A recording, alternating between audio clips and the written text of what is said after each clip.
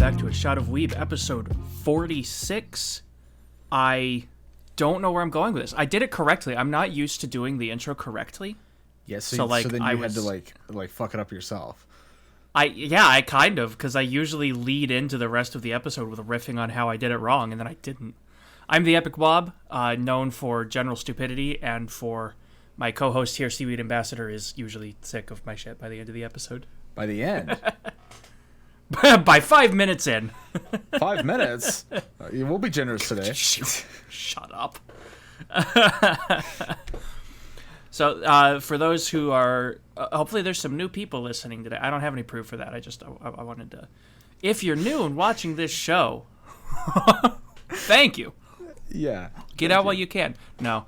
No, stay. Holy shit.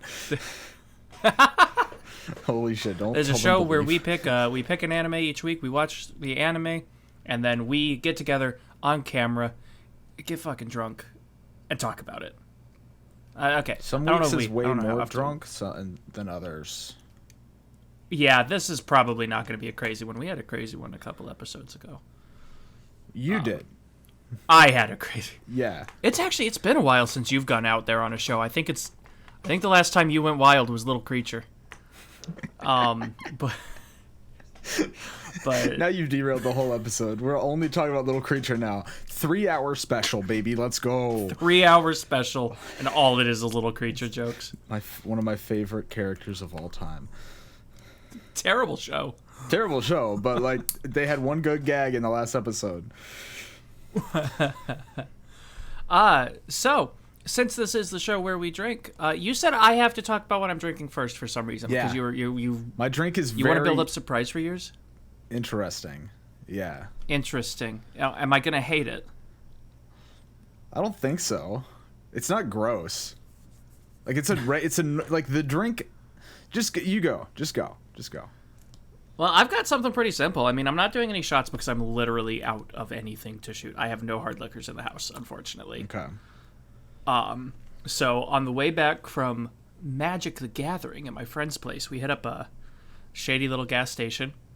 And I picked up some of the OG stuff, dude. I'm calling back to like season 0, bro. Well, you got some fucking Mike's Harder? Tall boy of Mike's Harder, bro. So it's classic. been like a year since I've had one of these. Really? Oh no, we get them all the time. I haven't had one in ages. I switched over to vodka like season 1 and then never looked back. I'm a big fan. I actually do really like Mike's Harders. So I'm not going to be taking shots. Go ahead and crack that now. Yeah, get that ASMR. Let's get that. That was actually a really solid one. Yeah, we take those. Yeah. Okay, so my drink, I'm not taking shots either this week because my drink is rather strong. So it's a strawberry margarita, right? Okay. And it's very good. And I'm here for it. So like we had a party this past Saturday, which is why I have these. We had some of these left over. But they're very strong, so much so that the tequila is the main thing, which is I do like tequila. I feel like that's not how that's supposed to be. But what's interesting about this one, it is. So for our audio listeners, translate for it is it's a strawberry margarita in a blood bag. You know, like for an IV drip. Yeah. So the party I mentioned I hate it. on Saturday was a Halloween party. And yeah, so it is early November right now. And these are great. Well, on Saturday it wasn't, from when we were recording. Saturday was October 30th. Well, it was the day before we're Halloween. recording today, though. I know, but I'm saying like we had these left over from the party. Right. Yo, you'd never guess what I did on Halloween, bro. So, yeah. What did you do on Halloween? Yeah, I worked and flipped burgers. Yeah, I worked and delivered pizzas, so. Fair enough. Wait, you just said you were at a party on Saturday. Saturday was wasn't not Halloween. Sunday was. Sunday was Halloween. Do you want to know what I did on Saturday? What? Yeah, I was at work. I work weekends. Crazy. But yeah, so this is what I'm drinking. It's very good. Big fan of these. Big fan. I'm not a fan of it. And it also, in case you were worried that I was going to spill this everywhere, got a little clasp. Make sure it's all right. See? Then? Dude, I would have lost my shit if you turned it upside down like that. That's and why it's just all over your lap. That's why I double checked. That is why I double checked. Because trying to get your pants drunk again? Shut up. So, well, we still gotta get the Kamui. Oh fuck! Even if it's not a shot. I don't. It's too big of a glass to I don't even have a glass to clink, buddy. You just like tap your desk or something. Kamui. Kamui. I'm not gonna do too heavy a drink of that because I do want to try to make this thing last through the entire recording. Yeah, been a while. Those still hit. That still slaps. Yeah, they're good. Dang, man.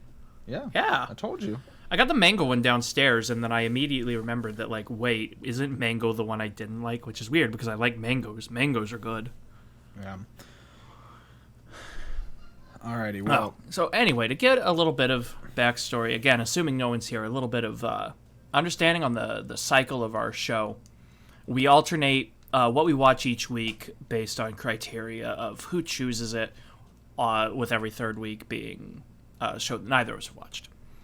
Well, the one we watched for this week was my choice. However, I gave, at the end of last episode, I gave Seaweed a choice and said, this set of tags or this set of tags. Mm-hmm. And he chose the second set of tags, which, do you remember what they were? It was like mystery, supernatural. I had two others. I'm not sure. On any list, the tags are action, mystery, psychological, supernatural, thriller. Yeah, it was probably something like that. So that's what we wound up choosing. And that corresponded to the Netflix original B, The Beginning. It's like the letter B, The Beginning. Yeah. Which I had actually watched before. Which I try not to do that. I try not to have us rewatch shows I've already seen because I have a comparatively small selection of anime of which I've already watched that I can like look back on. And this series that we're doing has been kind of a practice in getting more added to that. But every once in a while, I'll dial back to something I'm interested in. So I watched this for the first time a couple of years ago. Had you ever even heard of it? Yeah. Oh yeah. No, I. Oh, you're just gonna leave it at that? Yeah, I mean, yeah, I've heard of it. I don't know. I don't even remember how I found it. I think it was on like Netflix's like front page during one summer that I was just had nothing to do. Yeah, because this came out in 2018. Yep. Yes, this is comparatively recent. And I remember when it came out because they were doing a pretty aggressive marketing campaign with it. Oh, were they? Yeah, relative to other Netflix anime, because I believe this is a Netflix original. This is a Netflix original. Yeah. I think this is the second like Netflix hosted anime we've talked in a row. I believe Kagegurui was the same thing. It was, but that's not in a row. But wait, no. I forgot we're doing those in advance now again. So like I just uploaded that like 2 days ago. Yeah, no, we will no, but fairly close proximity, we have two Netflix. Yeah. Netflix originals, whatever that means. It doesn't mean anything. Which I was antsy about because the only other Netflix original we talked on here I did not like. Which was what? Wasn't Ultraman 19 Netflix original? Oh, I think it was. Yeah. Yeah. Yeah. So I'd gone through this once before, and I barely remembered any of it. I had actually picked out a different show for us to watch this week, and then I was scrolling through, and I saw it on a whim, and I'm like, you know what? We can try this, because the last time I recommended a detective thriller went so well. Don't even bring that up. That's why I had some issues going into this one. Because when I learned that it was a detective show, I was like, oh, this motherfucker did it again. I hope I did. I hope you hated this one as much as Babylon. Well, prepare to have your hopes dashed. Oh, hell yeah. I told you I can pick good shows sometimes. Okay, well, slow your roll, buddy. You took that from not hating it as much as Babylon to, oh, he thinks it's really good. And there's a lot of room in between those two statements. It's one or the other. There is no middle. No, there is. It's either a 2 or a 10. No, because Babylon, I think, was a 1. Oh, was Babylon a 1? I think. I'm going to go look. How many 1s have you given? Like 4? Not that many. I'm still very proud of that. Yeah, I'm sure you are. So did you have any, like, you said you'd heard of it. Did you have any, like, knowledge of the show or, like, anything, like, going into it? Not really, no. I didn't really know what it was about at all. The main reason, because, like, I'd heard about it, seen it, but I saw the title and I was like, damn, that sounds dumb. So...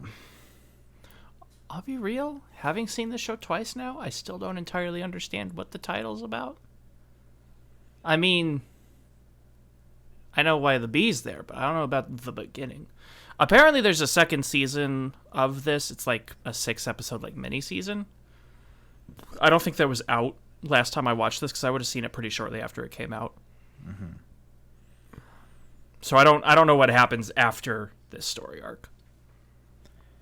Yeah, hopefully it concludes itself because there is no other version. There's no manga or anything. It's an original. Oh, right. Yeah, there's no source to this. It's the source. The show. It is the source. Mm-hmm. I keep trying. I keep feeling like I'll like dive into a sentence. I'm like, there's a pun there, and then there's not, and I end up just floundering. Like the fish. I feel like from Little Mermaid. Finn, wasn't that his name? Finn? I don't know. I haven't seen Little Mermaid since I was like 4. Because that's a pretty good pun, you know, because he's a fish, and his name is Finn, because fish have fins. Fish have fins? I didn't know that. Isn't it really? I didn't think fish were real. Isn't even no? That's birds. I'm pretty sure his name is Flounder, isn't it? Maybe. I don't know. I haven't watched Little Mermaid for a while. Why would I know? I'm looking this up. This is important. Oh my god. No, you're talking about the yellow and blue fish, right? Yeah, from Little Mermaid. Wait, there was a live action one? Probably. Oh no. It's a Hans Christian Andersen book. It's not like it's Holy shit, I was right. It's Flounder. How did I remember that? I legitimately don't remember the last time I watched this movie and I got his name right. See, so my pun worked. I guess? Yeah, because you said you kept Flounder and I said like the fish. So like my initial pun worked even though I didn't realize it. Well, I mean, it also would have just worked because there is a fish called a flounder. It's a kind of fish. Yeah, but I specifically referenced Little Mermaid. Well, I mean, afterwards you went back. Do you want to talk about this show? I guess. I feel like that's one of our biggest through lines, I think, of the entirety of A Shot of Weeb. Is what? We always hop in and say we'll talk about the show, and then we never do it. Yeah. Yeah. No, that's true. You want to talk about that for a bit? Like why we don't ever actually talk about the show? Yeah. Why don't we ever talk about the show? What's up with what's the deal with airplane food? Okay, now I kind of just want to talk about the show after that bad joke. I was gonna make a joke. Referencing? Is that Seinfeld? That is from Seinfeld's stand-up. I've never seen any Seinfeld. Okay, well, it's not from his TV show. Wait. That's from his stand-up. Oh, that's his name too, isn't it? Yes. His name is Jerry Seinfeld. That's a dumb name. Is that what you're trying to? No, it's not. That was a joke. No need to slander. No need to sue us for slander or libel or whatever the fuck. I don't think that's how that works. Bro, that is how that works. And he has enough money, it doesn't matter how it works. I mean, I can say you have a dumb name. What are you going to do, sue me? No, I don't have lawyer fees. What the fuck? I'll just come beat your ass. You act like Jerry Seinfeld is going to walk in and see this podcast episode that's going to have like 6 views and decide we're worth taking action on. Yeah, I don't know, dude. You've had ghosts in your place before. How am I supposed to know he's not just going to walk through that door that's right behind you? Is Jerry Seinfeld a ghost? No, I'm just saying anything can happen. What if he walks in your door?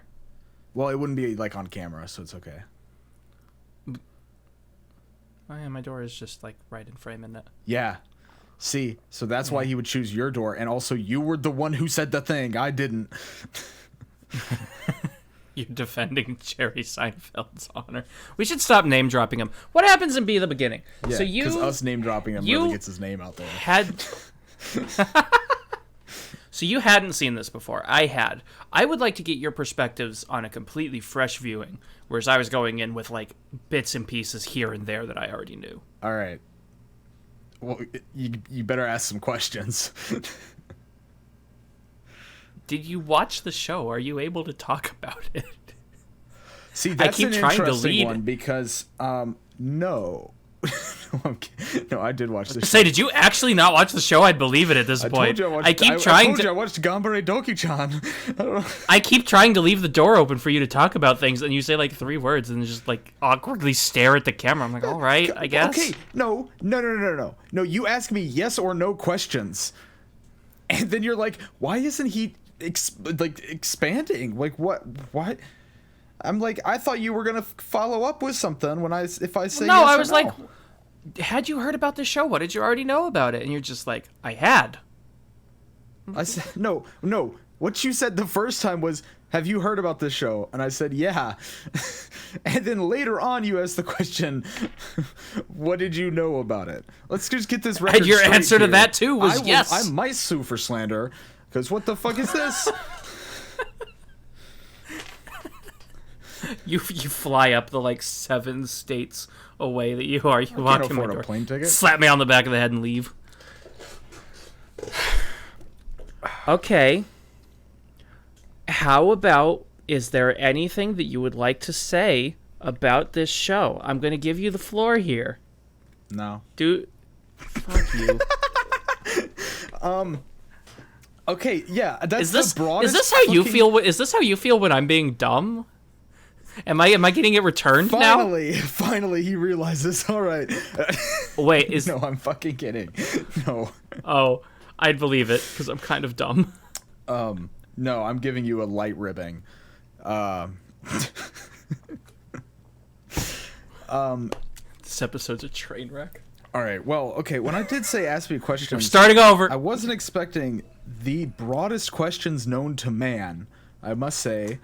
What the fuck do you want me to ask? Like a direction of what you want to know from a first perspective. All right. Okay. Fine. I will ask you questions that have a direction. I really enjoy the cast of main characters in this show. What do you think about the variety of characters on our main ensemble of the main RPS, RCS, whatever the acronym is? Isn't it RSI or RIS? That's the one, No, I think. it's RIS. Something like that. RIS. It's yeah, it's RIS. It's like Royal Investigation Squad. Statues. Syndrome. Synopses. Syllabus. Synecdoche. Spaghetti. Damn, I knew you would laugh at that one. Oh, man, all right. I don't ask why. I have Parmesan on my desk right now. Yeah. I was prepared. I thought that the cast...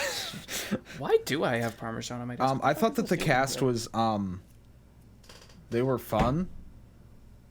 But, like, I don't really remember much about them. Except for, outside of, like, a few characters. Obviously. Like, the main focuses here. Yeah.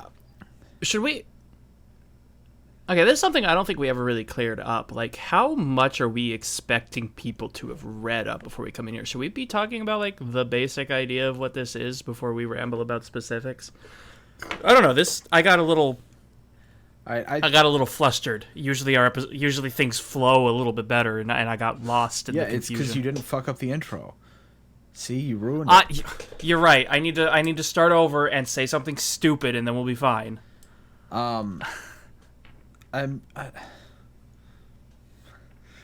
mean, that's a question we should have asked around like 20 minutes ago. Episode 1 of we never really did figure that out, did we? We've changed our show's format like 4 times. Okay, basic gist. There's like some people with powers, and then there's like a murderer going around named B, and there's a genius who's called Geenie. And they're trying to solve a mystery with the gang and Scoob. That is a shitty description, but it's not actually that wrong, which bothers me more. Ooh, man, you're going to love the rest of this episode. Well, I mean, to be fair, I've also roasted the show a little bit. The first, I put out a tweet. I don't know if you saw it, but I put out a tweet that was like, hey, now this comment stops being as relevant by like episode 5 or 6. It's mostly like the beginning of the show, but I was like, hey, I figured out what to describe this episode as. On this week, we are not reviewing Death Note.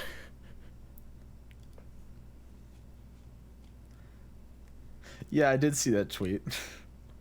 It starts off, you've got a weird detective man who doesn't fit in with normal societies, and he's hunting down a killer who secretly has supernatural powers, or secretly to the main character cast.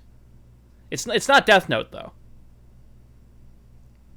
You just stripped it down to this like core elements, and then like you can do that with almost anything. All right, tell me how fucking Kuroko's basketball is basically Death Note then. All right, you've got a group of people that don't have supernatural powers, but they're facing people with supernatural powers, and in their midst there is somebody with a supernatural power. That's missing several of the most basic elements that make Death Note, though. Like what? Where's the detectives? Where's the mystery? Where's the investigations? Where's the ace attorney? Phoenix Wright. Well, Phoenix Wright isn't in Death Note, so I don't know. I don't know where that came from. No, they are investigating, which I mentioned, and they're investigating to try to figure out what the abilities of these other people are, so they can beat them. No, I'm not going to go along with that. Okay, but I wasn't saying that you could literally compare every show to Death Note and call it the same with bringing it down to the base. But there's a lot of shows that you can do that with. Well, I mean, the only to be fair, reason I'm not the... I even thought about Death Note while watching this show was because you made a dumb tweet about it. I did make a dumb tweet about it at 4 a.m., as is my usual motive. Yeah, that's what I had to wake up to, was seeing that tweet, and I was like, great, it's gonna be a... Hey, that tweet got 1 like, I'll have you know. Yeah, I'm popping off. I don't think it was me, so... It was not. Yeah, no, it was not. I will say though, I did see a couple of like reviews on Mal or Analyst. I think it was a little both that were like, this show starts off similar to Death Note. So like, I'm not the only person who said it. Yeah, I just think a lot of people haven't watched that many detective anime. This show is like the Dark Souls of anime. Death Note, so I have watched most of Death Note. So you might not even know what makes Death Note Death Note. I mean, I literally do. I watched like 30 episodes of it. But there's more than 30. No, there isn't. Yes, there are. And the quality stays the same throughout the entire thing. You're just mad. So there's like the royal police. This takes place on like a vaguely Europeanish island. And they're having trouble chasing down this guy, and they know him as Killer Bee because he leaves a very specific marking that looks like a bee and four like slashes, claw marks next to it. Yeah, and here's at all of his crimes. Already, I have an issue with this show. Okay, that's fast, but okay. Killer Bee, one of the most a dumb name. Iconic characters in Naruto. Who the fuck cares Jinchuriki about Naruto? Of the Eight Tails. He raps almost everything he says, and he's the fucking best. And here they use his name as a murderer. Bullshit, I say. I have no idea what you're talking about. Yeah, no, people will understand. Just because you don't know Naruto, Killer Bee is cool as fuck. I don't know. They don't really. Yeah, whatever. Yeah, they don't stick around with the name. They don't commit to the name. After like episode 2, you never hear it again. And it's like, because that was the name they were using like within the detective agency for the time being, and then they find out more information and are like, oh, we don't need to call him that anymore. I know, so we didn't need to call him Killer Bee and drag a great man's name through the mud like that. You're making up things to be angry about. Yeah, and? Is there a problem? Are you just that committed to not enjoy any show I recommend? No, that's crazy, no. Man. No, I am joking. I am bringing it to an extreme, but and I'm gonna roast you for it. It did feel like they could have come up with something other than Killer Bee, seeing as that is from one of the biggest shows from out of Japan. Like, and not like from that long ago. And Killer Bee is a major character in Naruto. So, and they could have made it a much more interesting name too.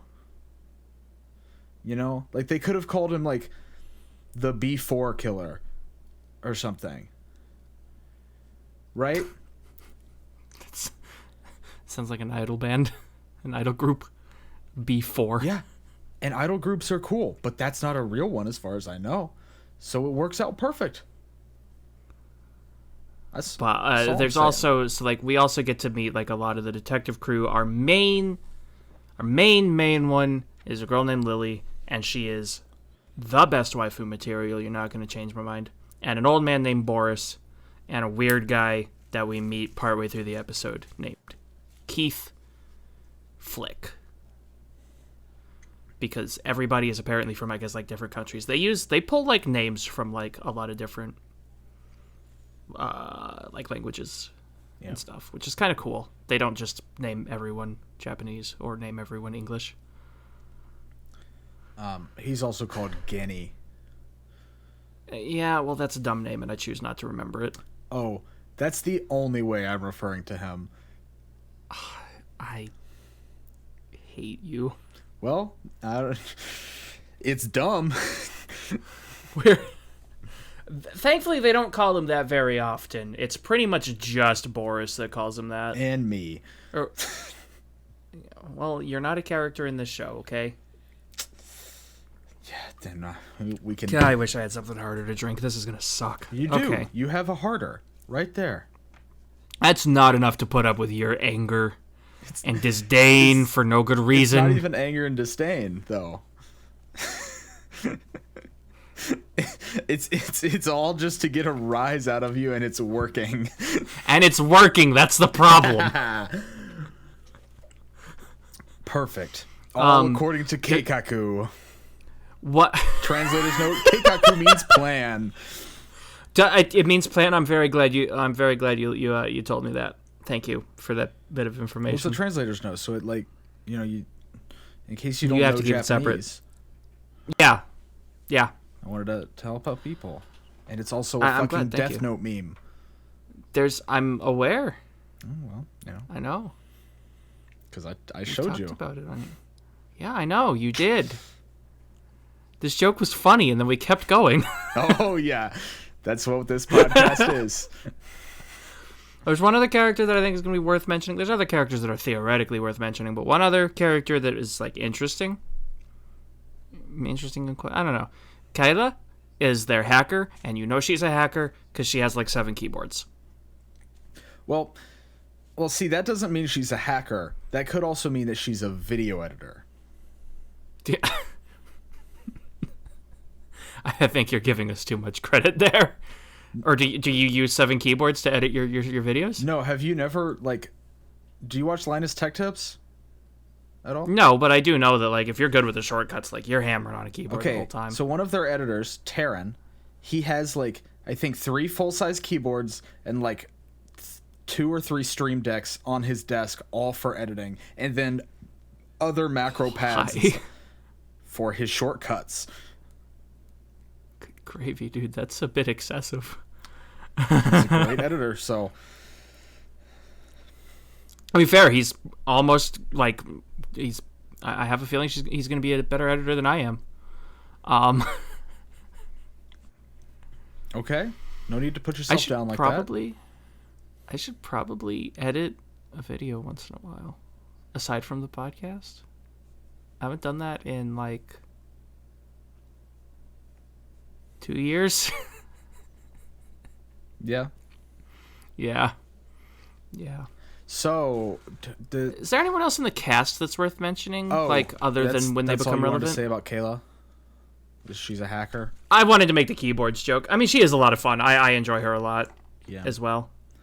Like I feel like the whole like investigation squad, the lot of them have a really good dynamic between them. I think they have fun personalities. I wish that they were like,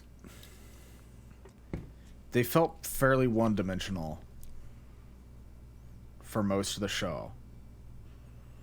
Like to be fair, most of them don't get like deep into the spotlight. Right, but like, realistically, they are mostly supporting. There's still for ways Lily. to like naturally, build up a character, which I don't think that they do very well here, because you just kind of get an info dump about Eric at the end, and then all of his actual fun personality comes out, whereas before he was just boring as fuck, and I would forget about him until he came back. That's not even a joke. Also same. I think Eric was supposed to be boring as fuck, though. He's like the director lead. He has to do things by the book, and he gets to like actually act as a person at the end.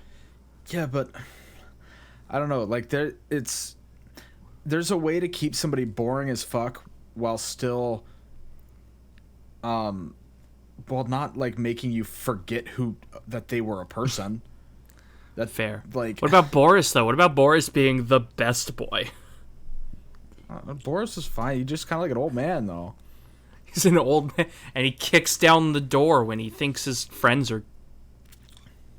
Fucking, just say it. It's what he thinks. He did. I think he wanted in on it. No, I don't think he did. I think he was worried. No, I know.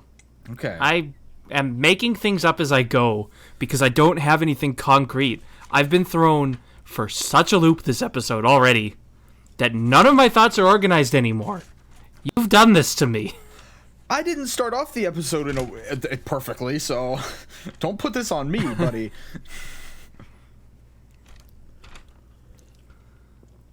All right, and then there's also like the clown people. Mm-hmm. They're the bad guys. Yeah.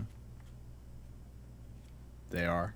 I can't decide if they're interesting or not. I'll be completely honest. I'm more interested in the detective half of the story than I am in the reborn gods half of the story. Because there's like two major story threads happening simultaneously in this show that like cross on occasion. Mm-hmm. Where one is Lily and Keith trying to hunt down first the killer, and then later the like actual killer. They're trying to hunt down B at first, and then they're trying to hunt down the killer who killed his sister. Yeah, so that's like the detective narrative, and then the other half is Koku is the main character, I'm not entirely sure exactly what his relationship with Lily is. Is he like adopted brother, I guess? I have no But they fucking seem to, clue. like- They didn't say shit about it in the show. I'm So, They mentioned it a couple of times, like they're seen like I don't know. They clearly know each other. yeah, that's all that we really get, though. Yeah, I don't think they go into specifics on that. No. Which but- would have been nice. I don't know. He's the less interesting half of the show. There's like the clown people are trying to kill him. He can turn his hand into a sword, and he fights other people who can turn parts of themselves into swords. At least at the beginning, that's what they do. There's a person in a skirt that skateboards down a building. There's some weird stuff happens in this show. I thought that their shit was more interesting. Up to a point. I wonder if part of it is me being a little bit biased. I am a sucker for like procedural detective shows. Like, do you know Castle? I used to watch that one all the time when it was airing. Yeah, my mom watched that show. Yeah, I watched it with my mom, and I was on board with it. I watched Castle. I'm gonna put Haven on there. That's kind of a detective show. Yeah, you could argue Eureka's a detective show. I like these a lot. It's my kind of jam. Look, I've seen a lot more sci-fi themed shows than straight detective shows. Ooh, I want to say it so bad. Say it. Do it. Do it. If you like detective shows so much, why the fuck haven't you finished Death Note? I don't know. Your credibility's really getting tanked here. I mean, I've been busy. I tried to rewatch it in college, and I ran out of time. You did not try. You watched 3 episodes, and then we're like, whatever. That's a try. I ran out of time. I had to write the essay.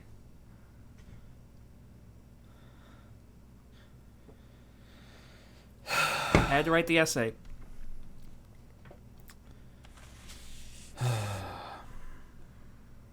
Just pick Death Note for the podcast. It's like 30-something episodes. You would say no, otherwise I would. 3 parts finale special.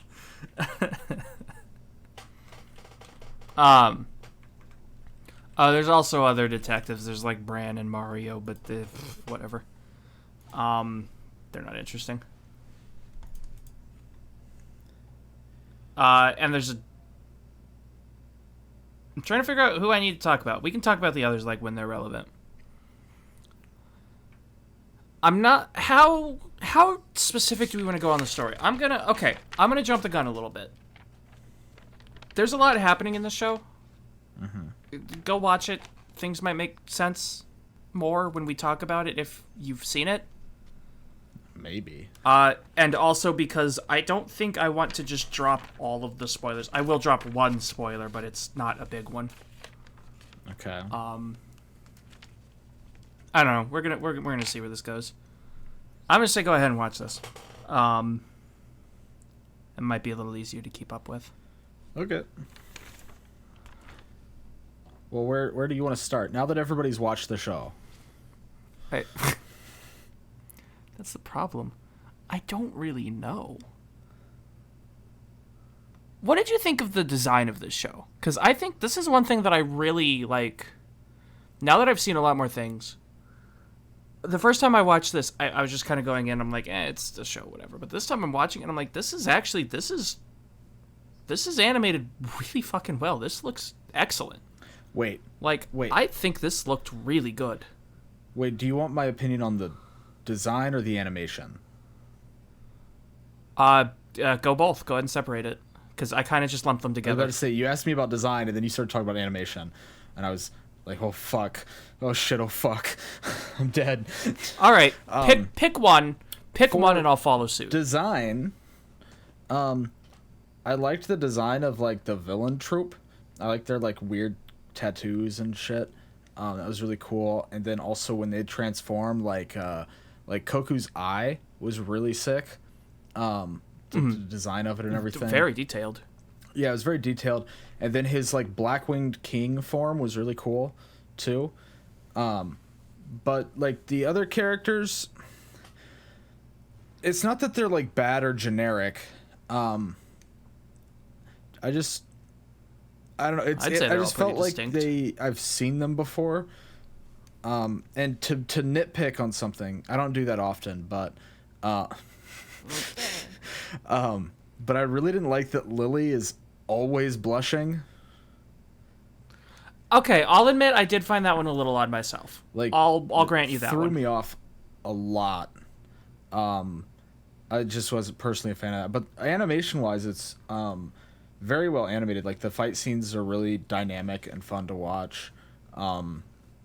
The only thing, but like at this point, I don't even really think it's. I think it's gotten better. It was not implemented very well, but the CG cars were. They looked like they were 3D. It's like they weren't even trying to hide that they were 2D. I did notice that a couple times. Yeah. I did notice that a couple times. I think the animation was very smooth and highly. They had like a lot of detail in there. Like a lot of characters will have their like hair will wobble in the breeze, or like if Lily's walking, you see like her little ponytail is like bobbing along. I think that kind of detail is really good. Or like when there's two characters in the foreground talking and you can see like completely smooth, like detailed snowfall out the window in the back. I'm just like, I thought it looked really, really good. Like I got caught up a lot in this show on this rewatch in the visuals. Honestly, I don't know. I don't think it hit me the first time, but this time through, I was just like, damn, this show looks good. Yeah, it is. It looked a lot better than I was expecting it to. Just I don't know. I think I kind of went into the show with not necessarily like a negative Low expectations because I suggested it. Yeah, you suggested it, and then it was also a detective show, and I was like, oh God, this is it, boys. It's another slog. Going in for the long haul today. Better clock in my hours here. Punch that clock, and then, but no, I was pretty surprised about how it looked. I don't know. I think from also looking at seeing the promo material from just what I vaguely remember of it. I didn't go back and rewatch it because who does research? We don't do that here. Sorry if you're new. I do that every once in a blue moon. I meant to do some of that for today, and then I didn't. Yeah, as far as research goes, it's normally, was it based on a manga? Sometimes I'll go in and read about the show. Like there was, what was it? It was, I think it was fucking Symphogear of all things. I went back and wrote a ton of extra notes. Yeah. Well, I mean, let's be real. That show was bad enough. I needed something good to talk about. Yeah. Don't come at us again, Symphogear fans. Good night. Do it. Bring it on. Drive our engagement up. Oh yeah, actually that's true. You won't. No, but from what I remembered from the promotional material, I didn't think it looked that interesting or anything. And so especially what stuck with me specifically was what was her name? Oh, don't see her here. Not Izanami, Yuna, I think. Yeah, Izanami's facial expressions were really sick. Izanami was a really cool character, and I understand why they were only in it for such a short point. We're going to get into spoilers at this point, because they die, like, super early on in a fight with episode Coco. 3, I think. Yeah, it is 3, actually. Yeah, it's the attack on the hotel. Mm-hmm. I think Izanami was the most interesting of the bad guy squad, which is why it's unfortunate they die so early. No, I think Kamui had some really cool shit with him. I hate him just because he's unpleasant to look at. Yeah, that's why I think that he was really interesting as part of it. And also Minatsuki was he was one of those type of villains that are kind of like shadow leaders. And when he like came to the forefront, he was actually pretty engaging. Yeah. And okay, this is gonna be an odd comment, and I don't know if you're gonna know what I'm talking about. So Leica, that's the name they have on here. I don't remember if that's what they actually called him or if they actually even gave him a name. Or is it? Oh, hold on, no. Okay, spoilers again. This guy, okay. Yeah, the one who's actually Minatsky. But yeah, he with the glasses. His design reminds me. I feel like he would fit in as a steam-powered giraffe character. Do you know who they are? No. No, you don't. Dang it! I was really hoping you would. Well, that comment goes nowhere then. It's a steampunk band group. Yeah, you definitely should have known. I would not know. I thought there was a non-zero chance. I probably have linked you some of their songs in the past, so I didn't know if you'd remember them. Possibly, but yeah, steampunk is not my thing. Well, that's unfortunate because it's a very fun genre. And there's a Steampunk Expo in a couple months, and I want to go to it. But how so? I'm just curious. Like, why would he fit in? Well, I mean, because they fit on a lot of that aesthetics. Like the skin is like completely painted, which is something they did with a lot of those characters. They'd be painted like an automaton color. The hat and the suit is exactly the same way they draw. And I think one of their characters, I'm going to say his name was Spine. I'm pretty sure he rocked not two colored shades, but like pretty much that same outfit in the one of his music videos. Like I said, okay, you don't know what I'm talking about, so that's not going to help much. Okay, I mean, I wasn't sure how steampunk they were, so I wasn't sure, because normally I associate that with, like, old shit and gears. I mean, yes, steam-powered giraffe is steampunk because they're all, like, steam-powered automatons. Like, the characters, the performers themselves are playing the role of these characters that are awakened steam-powered automatons, but that's neither here nor there. Okay. He's not as cool as Izanami. Izanami's my favorite of the bad guys. Yeah. And as kind of dumb as most of Izanami's sequence was, it was also kind of cool, let's be real. The whole skateboard chase scene. Well, yeah, dumb and cool are not... They're not... They're not opposing forces necessarily. No, most of the time, in fact, they are, like multipliers for each other. Dude, why do you think I own every Sharknado on Blu-ray? Well, technically I don't. My dad does. I don't live with him anymore. I feel like I just learned some dark knowledge that I. What's wrong with Sharknado? They're so good, dude. Or at least the early ones are. It went downhill. Dumb and cool. I was gonna go more towards like holy fuck, I can't remember the fucking name of it now. Shaolin Soccer, how about that one? Sure, yeah, Shaolin Soccer fucks. And it's really dumb, but it's cool as fuck. So is The God of Cooking. I don't think I know that one. It's by the same guy. That's not the one with the squid chef, is he? Has like tentacles and stuff? I don't think so. I could be wrong though. Okay, It's no, been I'm like probably 3 or 4 thinking of years something since I've else seen then. the movie.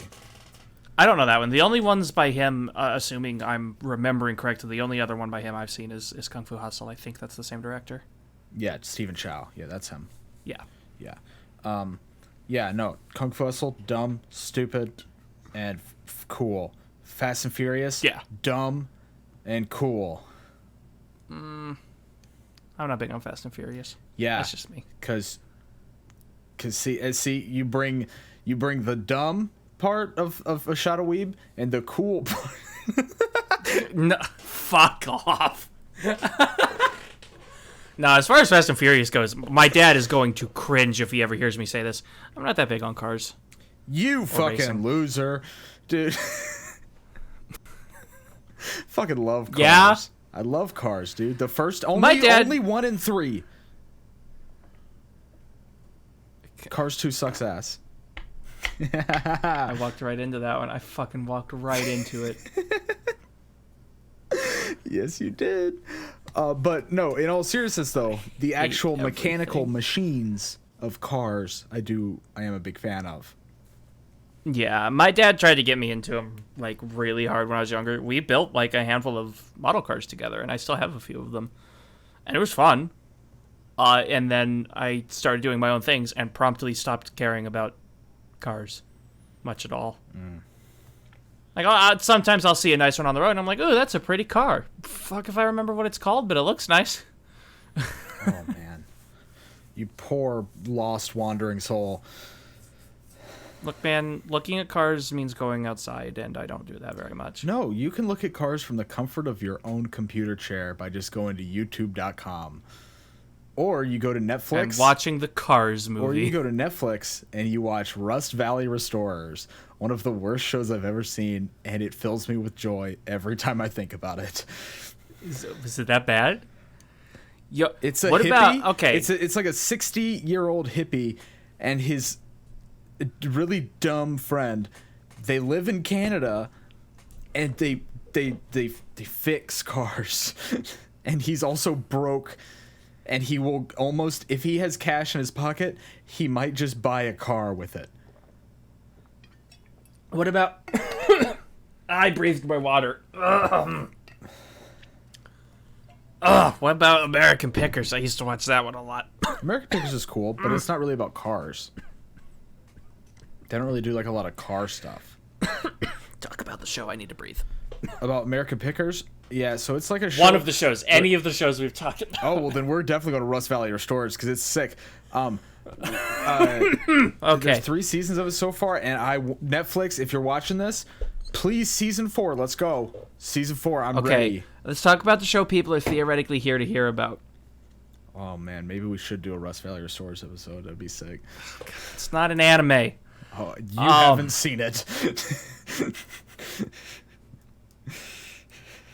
Okay.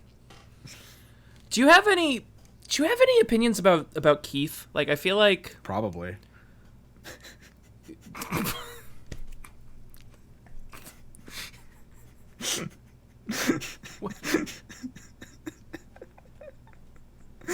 I'm full of opinions. What kind of answer is that? If there's one thing I'm full of, it's opinions.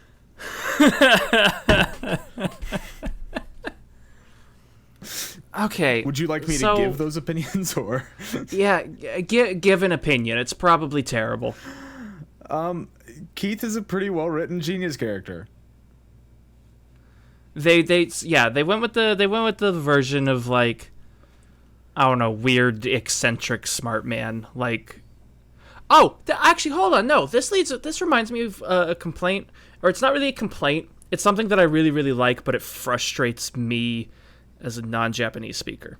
One of the things they do in the show a lot is, like, whenever characters, usually Keith, but sometimes other people are, like, thinking through problems or whatever, it'll, like, text on screen, moving around, highlighting, adjusting, stuff like that, to show, like, their inner, like, process on determining things.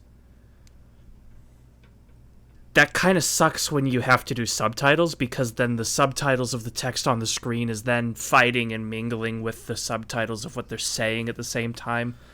That kind of bothered me. So I understand there's not really much you can do about that. No, there is a lot you could do about it, actually. If Netflix would just make a better player. Like, I'm not saying their player's bad. Their player's actually very good.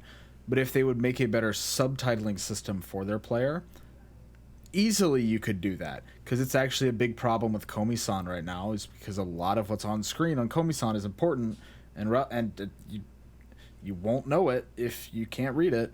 I forgot that anime's coming out right now. Yeah, I really need to actually catch up on it. Oh my god, I love Komi-san. We need to finish Nagatoro, dude. I love Komi-san. Bro. She's probably not as good as Nagatoro. No, she's way better. But also one of the best girls ever is in Komi-san. And her name is Otori, and she's the best. She always gets lost. And she's great. I mean, I'll have to take your word for it, but as far as I'm concerned, Nagatoro is still best girl of 21. Yeah, I don't like to be bullied, so... Well, that's your loss. Actually, anyway, so be the beginning. Mm-hmm. Well, what are your opinions on Keith? I was just trying to get you to start a conversation. I don't know. I do like him. They riff a lot. I mean, obviously, his trait is that he's weird, is that he's eccentric. There's like a bunch of random, or several different times where they go to chase down Keith and they find him like sleeping on a park bench because he's just wandered off while thinking or something, or in some bits where he's like actually on the run later in the show. You are crushing that blood bag, dude. Yeah, it's almost empty. There's IV driven.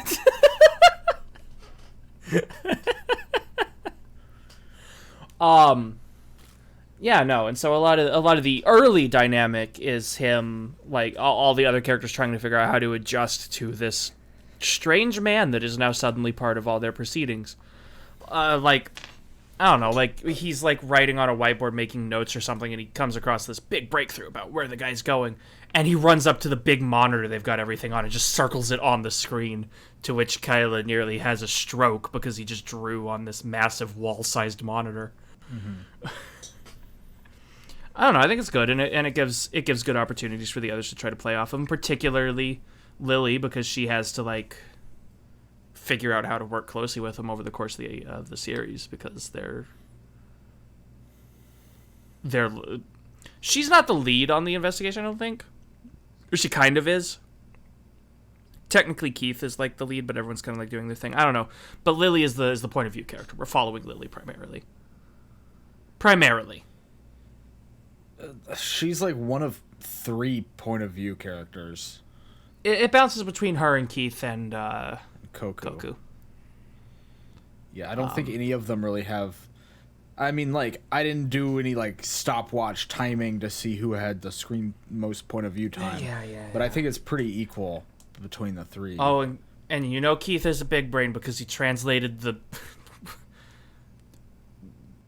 deity stone when he was 12 or whatever. I don't know. My favorite character is Lily. She's the best. That's part of why I like the detective part of the stuff so much, is because I think Lily and Boris and Keith are all great, and I love seeing them doing things. I would watch another show of just those 3 doing detective stuff. I'd be so on board. Yeah, I don't think I would, personally. 'Cause not to ruin your fun. Clearly you're a big fan of Lily, but she just was pretty boring for me. You are wrong. I actually don't think I ever have been in my life. No, I'm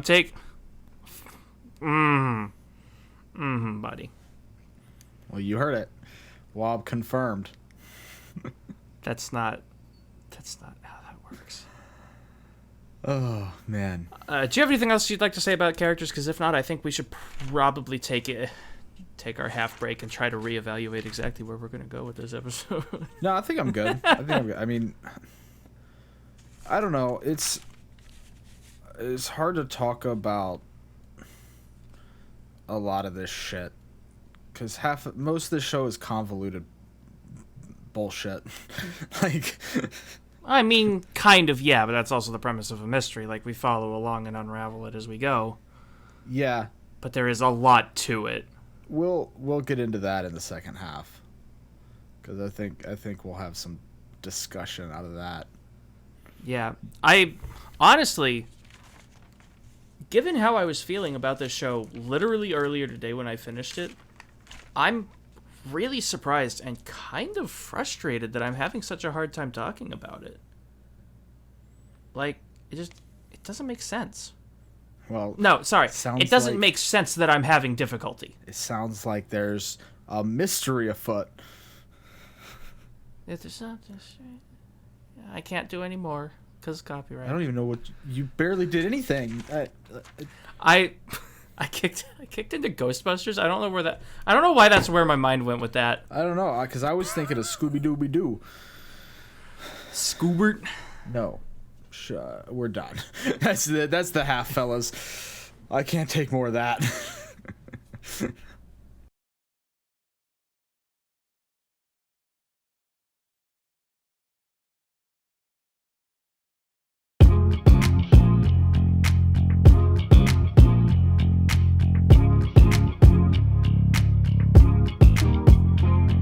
Welcome back to the second half of A Shot of Weeb, where we're talking about Be the Beginning. But see, for our YouTube listeners, Your joke doesn't even work until we explain what we're doing. For our YouTube listeners, we've got the whole intro to do. Shut up!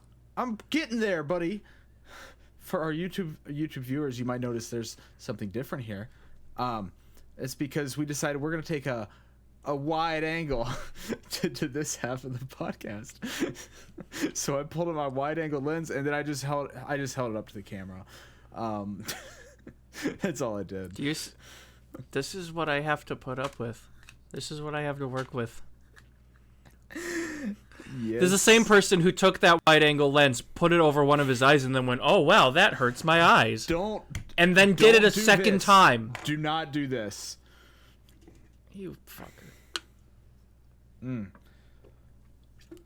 Let's see if we haven't even gotten to the point of drink yet. I went ahead. If we ever need to take like a close-up look at a show, don't worry, because this can also be a macro lens.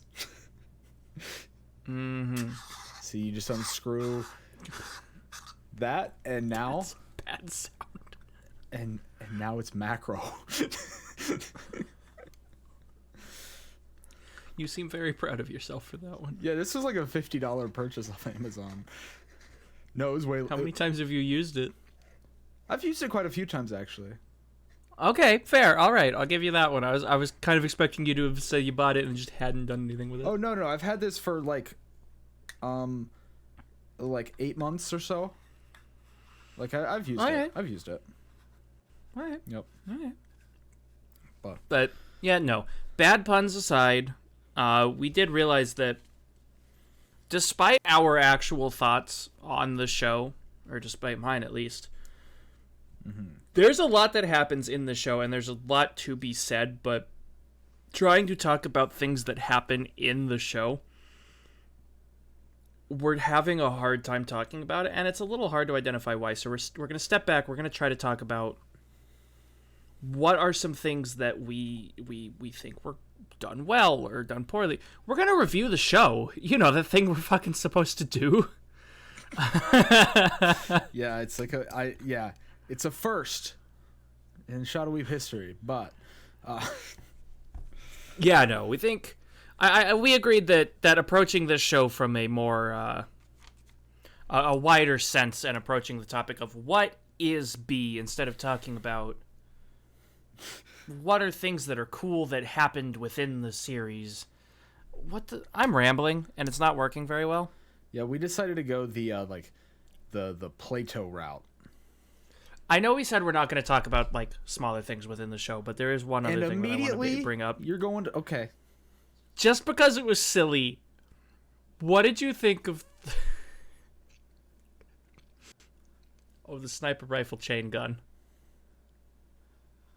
I mean, I thought it was pretty sick. It's so stupid. Yeah, it's so stupid. It's and dumb. I was there for it, and it's cool. We talked about this extensively. Because like they're setting the twin is setting up the gun, and it's like this. It's like it's got this big old scope. It's got a stand. It's clearly lined up for precision, and they line up the shot. And it's just and it just goes like just a long range Tommy gun. It was great. It was so stupid. All right. Okay. Well, sorry. I really wanted to bring that up. Well, before we get into the taking a fisheye view of the show, let's take a drink. Are you laughing at your own joke again? You're goddamn right, buddy. All right. Kampai. Kampai, I've just got the other half of my heart, or I see you acquired another margarine. I'm just gonna drink it like an IV, I think, for the rest of the episode. hanging above you. Yeah, because it tastes good, just like an IV. That fucking juice they put in those things are great. How do you afford them? This is America. Ever heard of a little thing called theft? Oh,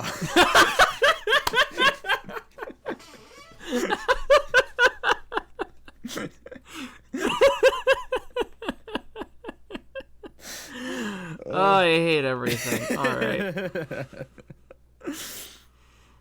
Oh man. Okay. Alrighty. So since we're taking a broad view, wide scope now, where you wanna where do you wanna start? So we both talked a little. I mentioned there's a lot that happens in the show, and you called it convoluted. Yes.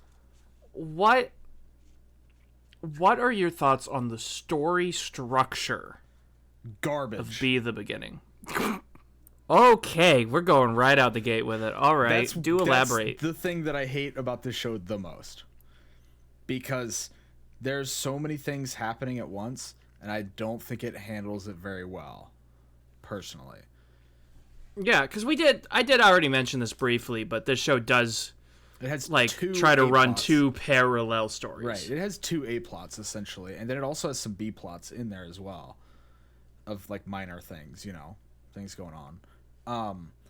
And I think they give way too much focus to the detective one, and then they're just trying to like shoehorn in this other one, but they're also switching back and forth between the two pretty regularly.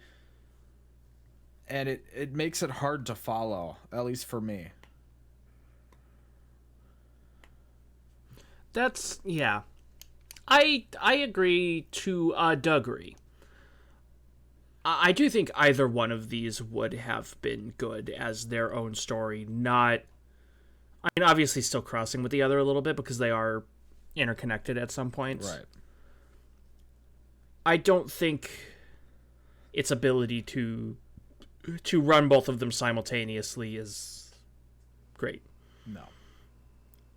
I don't complain too much about the balance, but I already told you I'm a little more biased towards the detective half anyway. Mm-hmm. That's the side I thought was more interesting because I liked the cast that was working on it.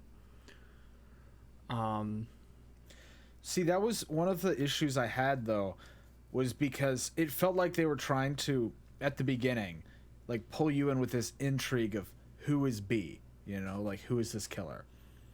And then, like, the second time we see Koku, like, he just, like, almost flat out says, yeah, I'm B, I'm the killer. Like, not to the detectives, obviously, but to the viewer. And, like, it's like, oh, okay, I don't care about the, like, chase anymore. Yeah, because they switch it to a different killer afterwards. Yeah, but it takes 2 or 3 episodes for them to do that. Mm-hmm. Which, at that point, I've lost all interest in that at all, really. So, obviously, speaking hypothetical here, do you think it... I sound like Shapiro. Ugh, disgusting. What do you think? Do you think it would have been any better if, like, it had been... I don't know, like 2 separate shows. Like if there was a show about Koku, the Black-Winged King, and all of the others, and the Reggies and stuff like that, or a show about the RIS trying to chase down B, or the Doctor, or whichever killer it is. If those were 2 completely separate things, do you think either of them would be any better? Obviously, with the development and flesh out that would come with them getting full spotlight. Right. I still want them to be together as one show, right? Kind of. I think what would have been if it was like a perfect world, and I was able to like remake this show into at least as perfect as I think it would be, or whatnot. I I think I would could do something like what they did with like Danganronpa 3. Where it's like alternating episodes. Well, so like there's two different shows. But like yeah, cuz like for Danganronpa 3, for those who don't know, it's an anime, it's a sequel to Danganronpa 2, the game. And essentially there's two shows, there's Future Side and Despair Side. And you're supposed to watch them like one episode of each show alternating. I think it's Hope and Despair, and then Future is the end cap. Oh, that's what it is. Yeah, it's Hope, Despair, and Future is like, yeah, the end cap. Yeah, that's the last like 3 or 4 episodes. Yeah, and then so you've got, and then you're supposed to watch it like alternating one episode per show until you get to Future, when you just watch, because it ends it kind of deal. I think doing something like that where each show on its own can be enjoyed, but then when you have the full picture of both, you know, it kind of like adds another level to it, and it also puts a distinct like point on this is Koku's story, so you get in that mindset, and then this is Geni's story, and you get you can get your mindset into that. Whereas this, it just kind of, and they'd be, I'm assuming, I've not actually seen Danganronpa 3.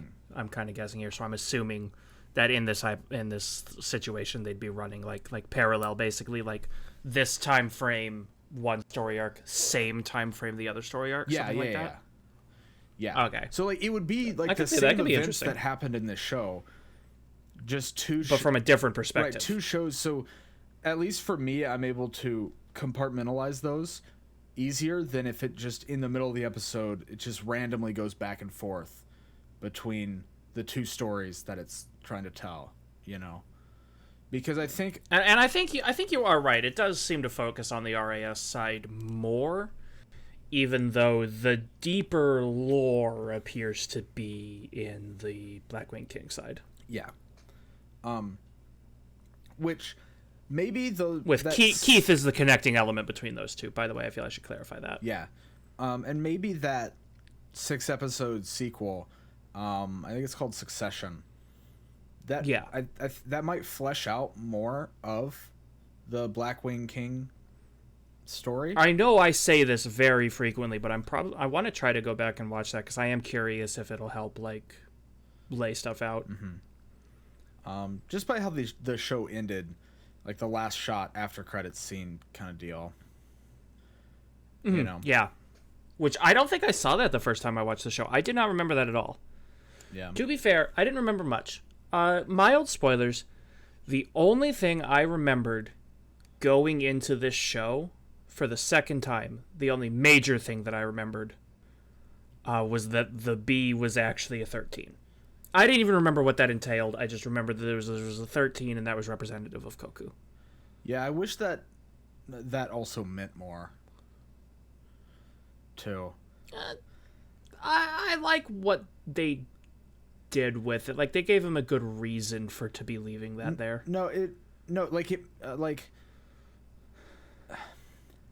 I want to know why he writes 13 like that. Yeah, because like with better spacing, it would be a lot easier to do. And like he never intended it to be a B. You know? I think it was because he wrote it when it was little and wanted to like have it show unique. Because that's why he did the 4 with the 4 marks. Because Keith pointed this out, is that's the Roman numeral 4, but specifically a version that's only ever used on clocks. Right. No. So I think he was just trying to find like a unique way to write it, I guess. I mean, maybe. I don't know. Because they made it when they were like 6. Yeah, I don't know though. I feel like like 10, whatever. They could have, something more could have been in this show about that. It just feels kind of like a cop-out answer to me, almost. I don't know. I don't entirely know that I agree, but okay. That's all right. That's fair. I think they gave it good enough reason, personally.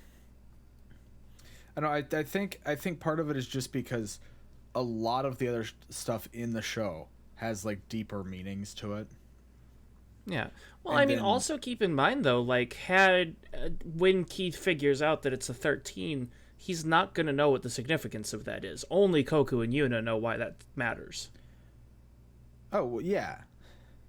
Yeah, but then it's also kind of like, well, then why, like, you didn't need to hide that it was a 13. But it wasn't intentionally hiding that it was 13. Because neither of them thought it looked like a B when he had initially wrote it, or they never said that. Yeah, they didn't go into it. I don't know if they needed to go into it, but it might have helped if he was like, I think it looks cool that it can be seen both ways or something like that. Yeah, Just a throwaway line. That's all that they needed to do. Mainly, I think a lot of it stems from the fact that the name of the show is B. Like, that's like the name of the show, and then they're like, it's just fair. Somebody misread a 13. Like, that's all it is. It's like that. Fuck, give me something else. Like, I don't know. Yuna is supposed to be important. I think she's pretty uninteresting. They don't really give her a character, which is unfortunate. I will lodge that as a complaint as well. Yeah, it's because she's not there most of the time. That's fair, and she is... I think she's supposed to have been, like, partially mind-controlled because... No, she was 100% mind-controlled. Yeah, okay, yeah. Because Koku technically has the ability to mind-alter people, but he doesn't really do it. But there is a second person who can do the same thing. And he's done that to Yuna. Mm-hmm. And so we don't really see Yuna as Yuna, except for a very brief moment. So we don't really know what she's about, which is unfortunate because she's supposed to be... I don't like saying it this way. There's a cringy way to say it, but she's like the main objective of Koku is to like rescue the girl. Well, that's just because if he made a promise when he was a kid that he would always protect her. Yeah, but still, I feel like the phrase "his goal is to rescue the girl" is inherently a vaguely cringy sentence. I don't know. That might just be me. I mean, that's just what it is, though. There's not really any getting around it, regardless of how cringy it is. This is 2021. The girl could save herself. No, she could not, actually. No, she definitely couldn't. She was literally mind-controlled. Incapable of that. Yeah, well, when you have someone that can brainwash people into being drones, there's only so much you can do about that by yourself. Well, and also even when she broke that, she couldn't do shit. And immediately gets stabbed in the back. Stabbed in the back, kicked the shit out of, choked, stabbed in the gut while hanging from her hands. Yeah, a lot of bad things happened to Yuna in this show. Mm-hmm. And also, their sign literally never works. And I knew it wasn't going to work. Because how the fuck would it ever work? Yeah. He was just like, all right, if you write this symbol, I'll be there. I'll come as soon as I'll come running. And no matter where you are. He also has, like, no way to know that she's written it. And she's also writing it in, like, the smallest fucking places. Like, she wrote it on the corner of a chalkboard. Not the whole chalkboard. Just a small corner. She like, fucking scratched it into the ground. Like, I am once again going to give it a pass because they made that pact when they were literally children. I'm not going to expect them to have thought it through very much. Yeah, but he's doing it, though. Because everybody's going to see it if he puts it at the scene of a murder. That shit'll go on the news. in that case, yeah, he's theoretically doing it successfully. That's the way that Yuna's going to see it, because it's kind of big and grandiose. If you make the symbol out of a crashed train, people are going to notice. Maybe she should have tried that. You know? She's like 9, the school's being attacked. Hold on a second, I need to go derail an entire freighter. Yeah. Hey, crash that plane! Yeah, I don't know. She never tried. You never know till you try, Good gravy, dude. So, yeah. The structure of this show is unusual. I don't think it's bad, but it could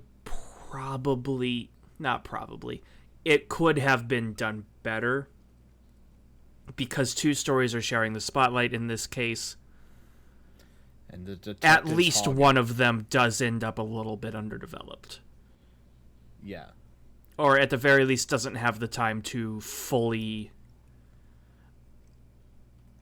The Blackwing King arc, there is definitely some things that I still don't really get, and I've seen this twice now.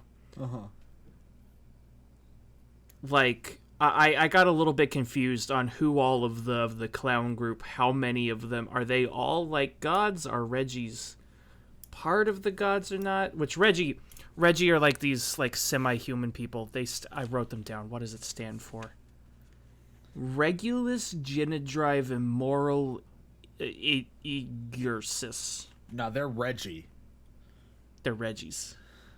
Yeah, so like... What a dumb name. Mistaken... Also... They probably... Yeah. They tried to use a lot of English in this show, and none of it worked. That's one where it didn't work, yeah. Well, some of it worked. Where? I feel like most of the names weren't bad. Most of the character names I don't think were bad. Okay, outside of names of characters, name one time. I mean, what else did they try? You didn't like Guinea. There's a lot of text. That's German. They said it was German. They said it was like short for genius, whatever the fuck. Yeah, short for the German word of genius, I thought. Am I misremembering? Whatever. I don't really care personally. There's English text all over the place, just written out, and well, yeah, like I said, there's none like of it makes sense. There's a. I did write one of those down, actually. Hold on. Was it the caution tape? It was the caution tape on the elevator using the stop. Honestly, I don't know what that was. But I love it. There's like everything that's in the show that's written in English, almost all of it makes no sense. Like, you can figure out what they meant, what they were trying to say, but it's like, because clearly using the stop just means they're trying to say don't use the elevator, or like out of service, and it's on caution tape, you know. But like, I don't even remember the other shit, but it was all bad. Not any of it was good. And then I was a little upset about this one, because they go to this like small town, and then they're like, and he starts talking about Gumbo. Is it where like every single storefront says Gumbo? Yeah, every single one does, but that's not even what I was upset about. Like, they were like, oh, it's the local delicacy, as if this is where Gumbo originated. And it's like, no, motherfucker, no, they are not in Louisiana. That's Louisiana's thing, is Gumbo. Like,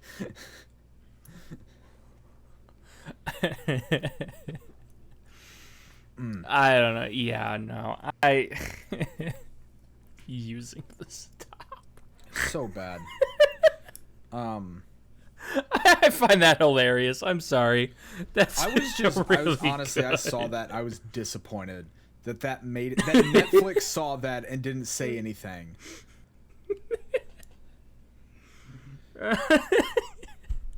Okay, I'm good. Is this your little creature? Yeah, I think it is, actually. Now I'm just thinking about little creature. I'm not.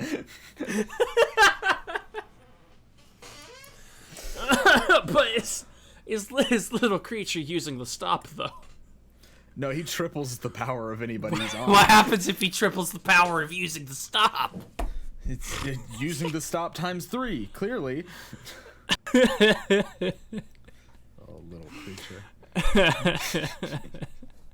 The fucking noise that they played every time little creature came up too. They just it's the fucking best. Oh man, I wish I liked that show more, but fuck. Little Creature is really, really good, but I don't think it's near as good as when he goes on like this full mythological story about how he got the butt laser. Oh, no, Little Creature was way better than that, though that is good. The only other good gag in that show. But, did you like that pun there? No. Well, you were talking about butt lasers, and I said butt. No. I thought butts were funny. No. I was right. We're talking about B : the beginning. I don't know. Do you have any other like big directions that you would like to take this? Do you have any like ideas that you'd like us to dive into at all? Because like the big one I thought was like we should talk about the structure, because this does have a pretty atypical structure. Yeah, and they don't do it well. I don't know, like this show's really fucking weird for me. Like I mentioned this in the break, but when I finished the show, I was like, damn, I'm not gonna be able to talk about this at all. I'm gonna sneeze. I can feel it. And, oh, he's got to sneeze, everybody. No, don't stop the show. I'm suffering over here. That's all right. It's all right. I'm sure that our audio listeners would love to hear. Oh, fuck you. Talk about the show. I was just about to talk about how I couldn't talk about the show. I don't know. It's one of those shows where it's hard to describe because I don't know. It's weird. I keep saying the same thing over and over again. I realize, but like, it is really hard for me to, because on one hand, it's actually has a really good, like, who's the killer, like detective thing, and it actually has a really good twist, I think, of who the actual because killer they don't announce the real killer. Yeah, no, you until like episode 9. See, they leave him pretty hidden. You actually don't find out until after Genny does. Genny finds out, realizes it first, but then he doesn't say anything directly. I mean, he suspects it at like episode 1. Yeah, but you have no clue. Yeah, he like explains like a very simple thing he did in the first episode, like way later. Right, and it's like a really cool. Oh wow, okay, yeah, that shit. That's pretty big brain. Now that I know, I see that I can like see all this stuff building up and see how, the suspicions were raised and all that. Yeah. But like the second murder mystery is really good. It is. Like that's really good. And then there's also this like really cool lore of these like gods that scientists were trying to resurrect, and there's and then the government got distracted because they could make weapons. Yeah, like they just come up with one new thing, please. Just I know that all you act like that's not exactly what would happen. I know that's all though. Governments like to do is make weapons, but like you're telling fiction. Just please, something. Give me something new. Tell me the government just wants to make like fucking cupcakes. Well, I feel like the weapons thing was like to make the best cupcakes or something. I don't know. I feel like the weapons were a good way to use it though, because they end up. This is one of the bits where it crosses the weapon people. Like they stop being useful at a certain point, and they just get turned into. They just kind of get put into general society, and so like a large percentage of the people in that country aren't people. They're these like weapon men. Yeah, the Reggies. And that ties into the detective story, because the real murderer is using the Reggies to get away with things, basically. Because they're in control of like everything. They're everywhere. Mm-hmm. And so that's why these two arcs are intertwined more than they initially look like. Yeah. They have a lot more carryover. Again, it is primarily through a couple of characters. It's primarily through Keith and the second murderer, which I at this point, I think I've already said his name once, but I'm just going to leave it there for now on. Yeah, I don't necessarily want to say who it was that was the murderer. Because that was good. It was a good Right, reveal. it was a good reveal, and I don't want to spoil that for somebody. And like then, yeah, and also the whole thing about the weapons. I'm not necessarily saying it makes a lot of sense in this context, but I just want something in fiction to not be about that. You know, just come up with something really dumb that the government wants to do, because you know. But so that it. No, go ahead. I'm cutting you off. I'm sorry. Oh no, I finished my thought. I finish thoughts a lot of the times with There is another bit though where the of how they're connected. The real murderer had been like directing the lead of the bad clowns. They're called Market Maker, and these are like the heads of them. But he basically had convinced the lead one when they were still a child, because they're still pretty young. Had convinced one of them when they were a child on a false version of the prophecy that's used in the show, and was like, look, if you kill Koku, you become the new king. And so that's what he's going off of, because they have no other way to translate the tablet that has the prophecy on it. And so that's where like a lot of the bad guy motivation in the Koku arc comes from. Yeah. In the Blackwing King arc comes from. Yep.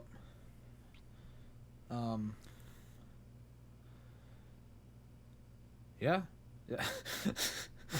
Wow, that just that went very well. I thought you were going to talk. You had nothing to say. I had nothing to say, and we just sat and like stewed in it for a moment. That was beautiful. Yeah. Fuck you. Do you want to just? It's really early, but you just want to move to final thoughts? I think that might be our best move. Yeah, there is no best girl debate in this show. I'd suggest a best girl debate, but there's a clear choice, so. Yeah, because there's, like, actually only, like, 3. Yeah, pretty much. Total options. Technically 4 if you want to bring in the dead girl. Yeah, and one of them is objectively the correct choice, so. Sure, I don't really have an opinion here, so. I thought you have opinions. You said you always have opinions. No, actually, I said probably. Okay, well, I would like you to go first on this, if it's okay. Yeah, that's fine. Okay, so my final thoughts. This is where I give my thoughts that are final. I actually liked Be the Beginning. After you railed on it that hard. Yeah, that's why I knew this was going to be difficult to talk about, because like I came out positive on the show. Like genuinely. Like if I had the time, honestly, after we get done recording, I know we say this a lot, but I might just go watch the second season. I certainly won't do it tonight, but I might work on it tomorrow myself. Like, I actually might just do that tonight. Because I am very intrigued to see where this goes. But that's why it's complicated, because, like, I did have fun with this show, and, like, I liked the characters. But then when I try to think critically about it, I'm like, damn, there's a lot of shit they did wrong. Like, it's a mess. This show's terrible. I love it. It's a mess trying to follow the different plot points. If you can do that, you are a stronger man than I. Or stronger woman, or whatever. Stronger human than I.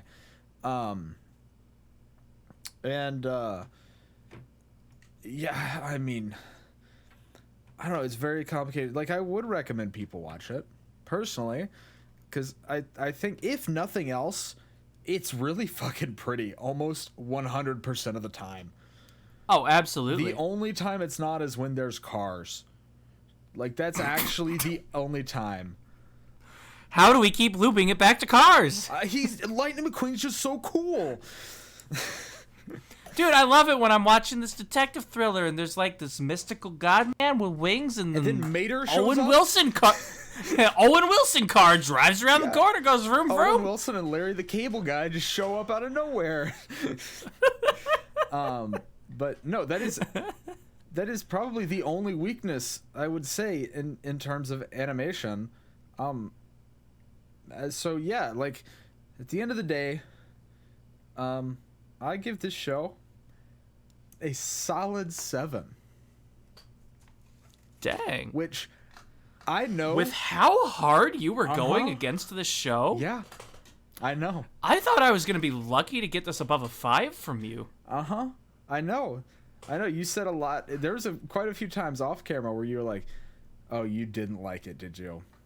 And I think you actually. To be said fair, that on I'm used to camera. you hating every show I suggest. But just pick good stuff. I do. You don't. You sometimes, motherfucker. It wasn't that bad. Yes, it was. Yeah, do not. Watch It was Babylon. okay. Don't watch Babylon. Go watch this. This is at least it's a fun time, and the mystery at the end makes sense. Go watch Babylon if you want to watch a show that thinks it's smarter than you. No, don't. Don't, because by the end of watching it, it might be right.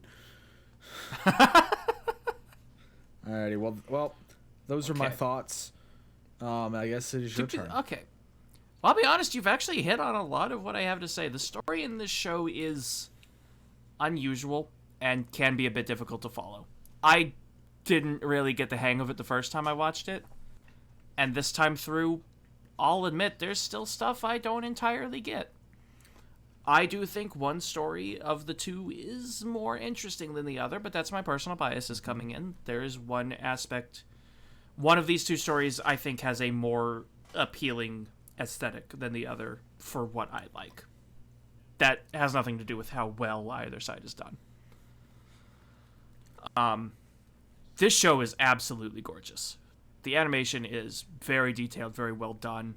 And I feel like the music was also really, really pleasant. I mean, I always feel terrible talking about the music because I'm the kind of person that if the music isn't actively terrible, I'm probably not going to notice it. But in a way, that's good, though. But I like this a lot. You don't want and it to take you, like, out of the experience.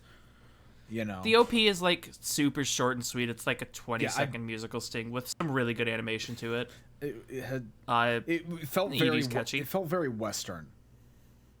Not to just keep cutting in on your actually. Final thoughts here, but it felt like a very. Please, do you realize how much I talk over yours? I know. It's fine. But it was a very like Western styled OP, where like I don't know how Castles. I mean, was. it kind of. But like I was gonna say, it kind of reminds me of a lot of the American like. Right, I see. It reminded me a lot of like Bones and House. Yeah, because those are the two that I watched. Yeah, absolutely. I watched those two. But those were both really good ones. The ED though was really good, I thought. Yeah, the ED was plenty catchy. I'm a big fan actually. I unfortunately I skipped it most of the time because I watched it on Netflix and it like auto skips it unless you lean over to like tell it not to, and I usually was not fast enough to tell it not to. But it was good. This show's gorgeous. The story is not necessarily bad, but it is tricky and it could have been done better. Arguably, if either side got like more focus, either side could have been made significantly better with more focus, but that would have been done at the expense of the other half, just by the nature of how much time they have to tell the story. So I don't really know what the answer is for that. Mm-hmm. The first time I watched the show, I didn't really think much of it. Like, I watched it and I was like, that was a show. There was detective stuff. There was some mythical stuff that I don't really understand. Lily's adorable. It's a 6, I guess. But this time through, not only did I vibe with the characters, which I did last time, I also really picked up on, like, how fucking gorgeous the show is. And I think, honestly, that alone, a better grasp of the story, yes, but primarily having a wider pool of anime knowledge to pull from to realize just how good looking this show is bumped it up significantly. I'm going to take a bit of a questionable stance here. Because, yes, it has problems. It has big problems. I'm putting this at an 8. I really liked it. Oh, okay. I was expecting something a lot crazier after that whole soapbox. I don't think it can go past an 8. But 8 still puts it in really good company. 8 puts it on par with some of JoJo's for me. Like, honestly, there's a reason most everything falls into a 7, because above a 7 is kind of moderately hard to get into for me. As far as ratings go. So, although yes, its story is flawed and I don't entirely understand all of it, the spectacle over substance half of it brings it up to that kind of good. I really liked this show, even if I don't have a firm grasp on all of it. I had a good time rewatching it, and I'm very glad I revisited it, because it was a lot better than I remembered it being. Oh, nice. Very nice. Yeah. So where do you want to take it from there? Like, we've got the shill and we've got next episode, so yeah, to talk about. I think I shilled last time, so you want to do the shill? Okay, let's see if I can. I'm very glad that it officially got named the shill segment. I'm very glad that stuck. Oh yeah, I mean that's what it is. That's what. Follow us on our socials and give us money. Shut the fuck up. Oh god, that I felt something there that I'd never want to feel again. Okay. Well, stick with us until after the shill segment to find out what we're watching next week. We don't even know yet. That's true. We We're don't about to find actually. out. We have we've kind of refocused how we're doing those. I'll talk about that. To get the shill done really fast, if you enjoy listening to us as a purely audio format, we upload onto Anchor, which distributes it to pretty much any other podcast platform. So find us on Apple Play, Google Play, Spoofy, Stitcher. Find us on whatever. The fuck is that? It's a podcast platform. Find us on wherever you normally like to listen to podcasts. We're probably there. If you want to see some more visual gags like Seaweed's wide-angle lens. Should I do it again? We upload on YouTube as well if you wish to see a video aspect to it. What was that? That was the wide-angle lens, baby. That squeaked like you wouldn't believe. I was unscrewing the cap.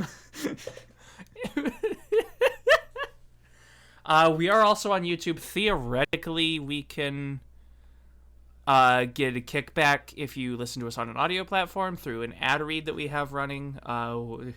We don't have enough traffic to be monetized on YouTube, and even if we did, they'd get mad at us because we say fuck a lot. We say it in the first 30 seconds for sure. Oh, absolutely. Every time without fail. Yeah, every fucking time. But also if you are feeling very generous and wish to support us, which is obviously not required, we have a support link on our Anchor page. And if you do decide to donate with that, you can, if you wish, DM one of the two of us a proof of your support, and we'll shout you out on the episode if you'd want us to do that. Mm-hmm. And be like, hey, this person's a cool dude. Or a cool gal, or whatever your chosen pronoun/title would be. I don't fucking know. Yes. Yeah, of course. Whatever you want to be called. We don't care. Lastly, follow our social medias. He's on YouTube as Seaweed Ambassador and on Twitter as Seaweed A and B. There's a lot of video and VTuber stuff. Follow me on at The Epic Wob. I post updates about this show primarily, and also sometimes angrily tweet about video games at 4 a.m. Yeah, or make a really bad joke at 4 a.m. that I have to wake up and see.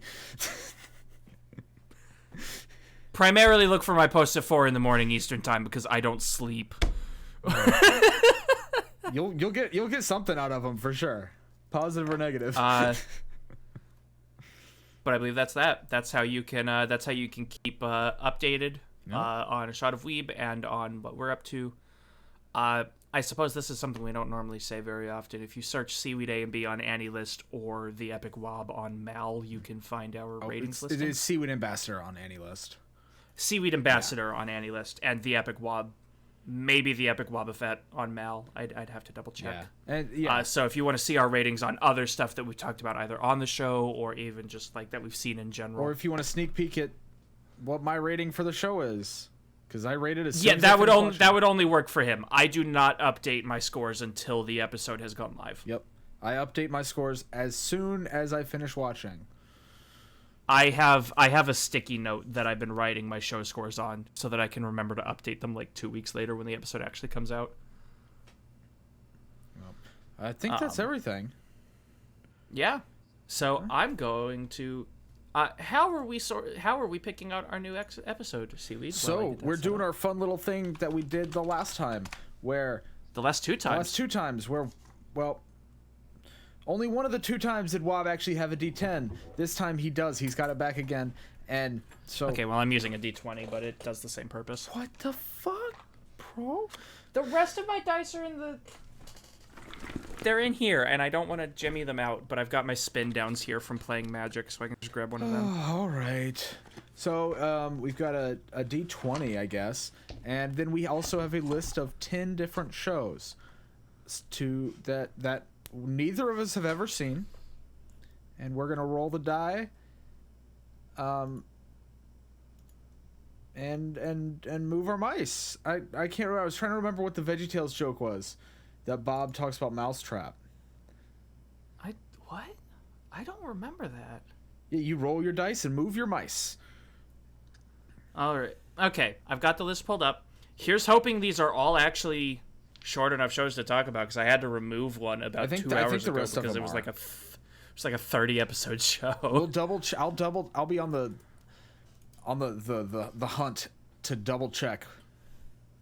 And because we hadn't added to this list in a while, a lot of the options are horny, so be warned, that's like half of what we might roll. But we did add 2 more options since we have removed We 2. did add 2 non-horny options, so... Yeah. Are you ready for me to go for it? Yep. Beyblades. All right. I'm gonna move the mic over here so we can get the good dice sounds. Oh. This is the rest of my desk. All right, let's go for it. I've got the listings pulled up on the other side. And you're just gonna have to trust me that I'm not fudging the rolls here. I promise I'm not. Okay. Honor system. That was a sad roll. It was. That is a 7. I have no fucking clue what this is. This is one that you added. What is it? Jinzo Ningen Kikaider, the animation. We're watching Kikaider? Oh, let's go! You're gonna hate this because it's an animated adaptation of Toku. Okay. I'm excited. I probably am actually gonna hate it. It All is right, 13 cool. episodes long. It is from the year 2000. I'm actually hype. I'm really excited, and also. But this just means that we didn't. I'm legitimately not. But this just means we didn't remove a horny show. As far as I know. I mean, maybe Kikaider is horny. I don't know. I don't know. It is by Ishinomori. Like, he's the guy who created it. Ishinomori, some of his shit did get kind of horny. So we'll see. Alrighty. Oh boy, I'm gonna go through with that, don't I? I'll have to find you the link so that you can actually watch this. God, it's that kind of buried. Oh, I'm actually not excited for this. Okay. All right, next week's gonna be tough. All right, well, this is not a genre I'm fond of. It's a genre I love. But all right, I guess that about does it for this week of A Shot of Weeb.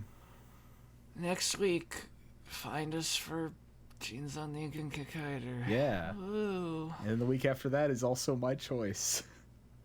Fuck, please don't do it 2 in a row. All right, y'all have a good week.